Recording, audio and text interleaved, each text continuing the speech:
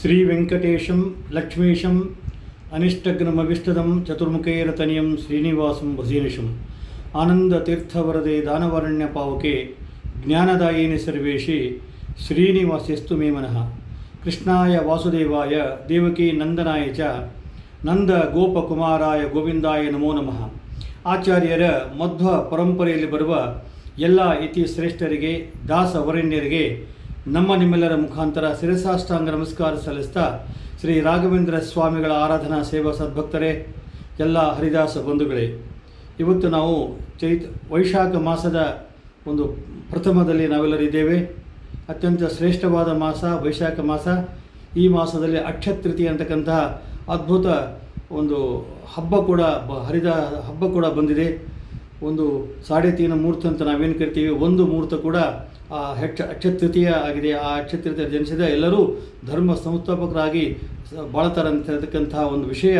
ಈ ಒಂದು ಅಕ್ಷಯ ತೃತೀಯ ದಿನದಂದು ಆ ಭಗವಂತ ನಾಮಸ್ಮರಣೆ ಮಾಡಿದರೆ ಪ್ರತಿಯೊಂದು ಅಕ್ಷಯ ಆಗ್ತಂತ ಹೇಳ್ತಾ, ಈ ಭಾಗದಲ್ಲಿ ಸಾಕ್ಷಾತ್ ವೆಂಕಟೇಶ ದೇವರ ಕಲ್ಯಾಣೋತ್ಸವ ಕೂಡ ವೈಭವದಿಂದ ನಡೀತಾ ಇದೆ. ಯಾಕಂದರೆ ವೈಶಾಖ ಶುದ್ಧ ದಶಮಿ ಅಂತ ನಾವೇನು ಕರಿತೀವಿ, ಅದು ಅತ್ಯಂತ ಎಲ್ಲ ದೇವಾನದಿ ಮುಕ್ಕೋಡಿ ದೇವತೆಗಳು ಕೂಡಿ ಸಾಕ್ಷಾತ್ ವೆಂಕಟೇಶ ದೇವರ ಮತ್ತು ಪದ್ಮಾವತಿಯ ಲಗ್ನ ಮದುವೆ ಮಾಡತಕ್ಕಂಥ ಅತ್ಯಂತ ಪವಿತ್ರವಾದ ದಿನ ಕೂಡ ನಾವು ಈ ಒಂದು ವೈಶಾಖ ಮಾಸದಲ್ಲಿ ನೋಡ್ತಾ ಇದ್ದೀವಿ.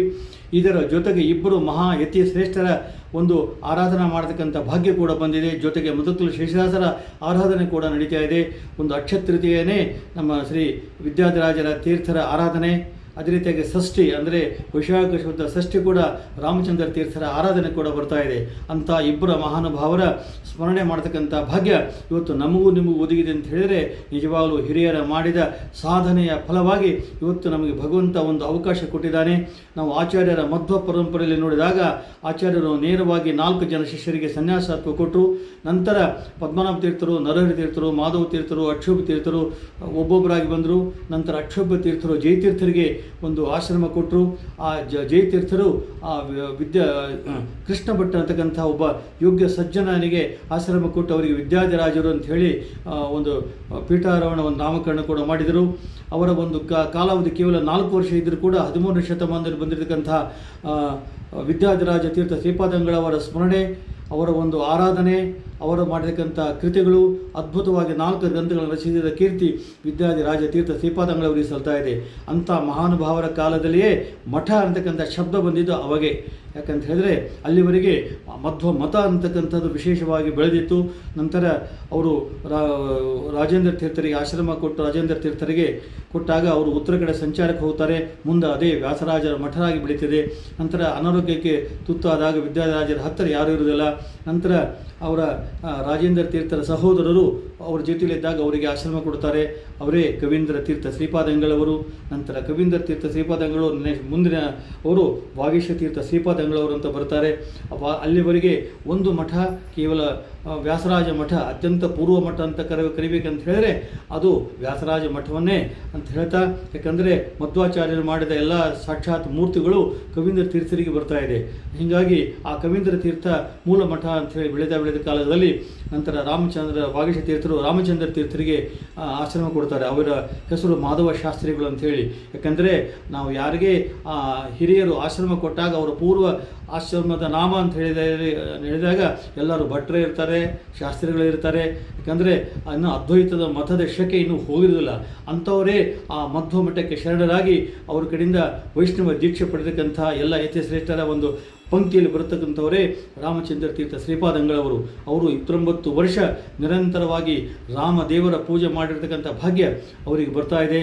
ಅವರ ಒಂದು ಕಾಲ ಅಂತ ಹೇಳಿದ್ರೆ ಅತ್ಯಂತ ಸಮೃದ್ಧಿ ಕಾಲ ರಾಮಚಂದ್ರ ತೀರ್ಥರು. ಯಾಕಂತ ಹೇಳಿದ್ರೆ ನಾವು ವಿದ್ಯಾಧಿರಾಜರ ವೃಂದಾವನ ಇಲ್ಲಪ್ಪ ಅಂತ ಕೇಳಿದಾಗ, ಅಂದರೆ ಜಗನ್ನಾಥಪುರಿಯಲ್ಲಿ ಅಂತ ಹೇಳಿ ಒಂದು ಶಾಸನ ತೋರ್ತಾ ಇದೆ.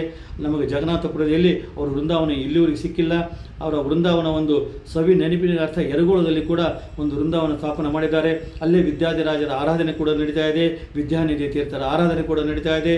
ರಾಮಚಂದ್ರ ತೀರ್ಥರ ಆರಾಧನೆ ಕೂಡ ನಡೀತಕ್ಕಂಥ ಪವಿತ್ರ ಸ್ಥಳ ಅಂತ ಹೇಳಿದರೆ ಅದು ಯರಗೋಳ. ಯಾಕಂತ ಹೇಳಿದ್ರೆ ಯರಗೋಳವನ್ನು ಈ ನವವೃಂದಾವನ ಗಡ್ಡೆ ಎಷ್ಟು ಪವಿತ್ರವೋ ಅಷ್ಟೇ ಪವಿತ್ರ ಈ ನಮ್ಮ ಯರಗೋಳು ಅಂತಕ್ಕಂಥ ಗ್ರಾಮ. ಯಾಕಂದರೆ ಸಾಕ್ಷಾತ್ ಜಯತೀರ್ಥರು ತಮ್ಮ ಎಲ್ಲ ಗ್ರಂಥಗಳನ್ನು ಸುಧಾ ಗ್ರಂಥವನ್ನು ಬರೆದಿರತಕ್ಕಂಥ ಅತ್ಯಂತ ಸೂಕ್ತ ಸ್ಥಳ ಅಂತ ಹೇಳಿದರೆ ಅದು ಗುಹೆ ಆ ಗುಹೆ ಅತ್ಯಂತ ಪವಿತ್ರವಾದದ್ದು.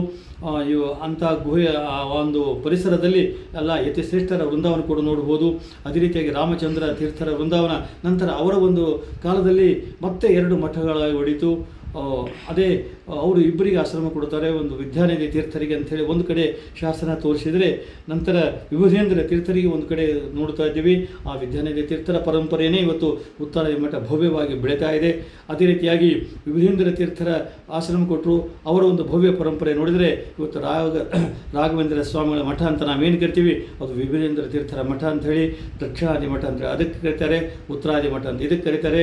ವ್ಯಾಸರಾಜ ಯಾವುದೇ ನಾವು ಮಠ ಅಂತ ಕರೆದ್ರೂ ಕೂಡ ನಾವು ಮಠಕ್ಕೆ ಆದಷ್ಟು ಪ್ರಾಶಸ್ತ್ಯ ಕೊಡಬಾರ್ದು. ಯಾಕಂತ ಹೇಳಿದ್ರೆ ನಮಗೆ ಮಧ್ವ ಮತ ಇಂಪಾರ್ಟೆಂಟು, ಮಧ್ವ ಶಾಸ್ತ್ರ ಇಂಪಾರ್ಟೆಂಟು.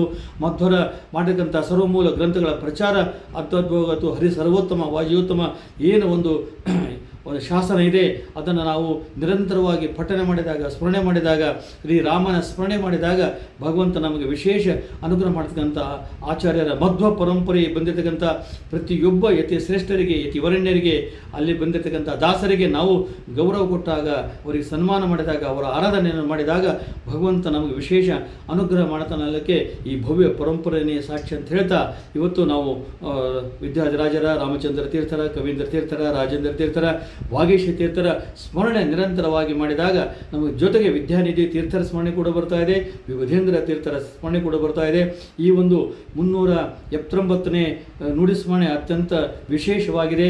ಈ ನುಡಿಸ್ಮರಣೆ ಕೇಳಿದ ಪ್ರತಿಯೊಬ್ಬರ ಮನೆಯಲ್ಲಿ ನಿರಂತರವಾಗಿ ಶುಭ ಕಾರ್ಯಗಳು ನಡೆಯಲಿ ಅಂತ ಹೇಳ್ತಾ ಎಲ್ಲರಿಗೂ ಅಭಿನಂದನೆಗಳು, ಅಭಿವಂದನೆಗಳು.